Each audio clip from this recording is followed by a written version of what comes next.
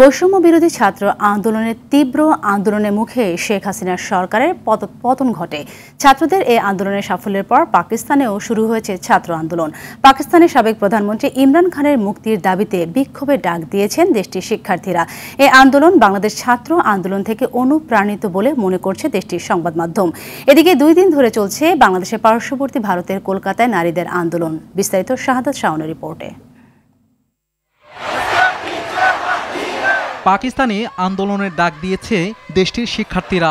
দেশের সংবিধান পুনরুদ্ধার এবং ছাত্র সংঘগুলোকে উজ্জীবিত করার লক্ষ্যে প্রধান বিরোধী দল পাকিস্তান তেহরিক ইনসাফের ছাত্র শাখা এ আন্দোলনের ডাক দেয়। পাকিস্তানের সাবেক প্রধানমন্ত্রী ইমরান খানকে আগামী 30 আগস্টের মধ্যে মুক্তি দিতে বর্তমান সরকারকে আলটিমেটাম দিয়েছে পাকিস্তান স্টুডেন্ট ফেডারেশন।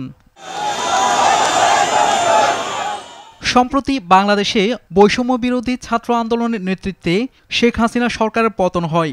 পাকিস্তানের স্থানীয় সংবাদ মাধ্যম ডন বলছে, শেখ হাসিনা সরকারের পতন ঘটানো বাংলাদেশি ছাত্রদের আন্দোলনে প্রভাবিত হয়ে স্টুডেন্ট ফেডারেশন বিক্ষোভের ডাক দেয়। এদিকে ভারতের পশ্চিমবঙ্গে ব্যাপকভাবে ছড়িয়ে পড়েছে ছাত্র আন্দোলন।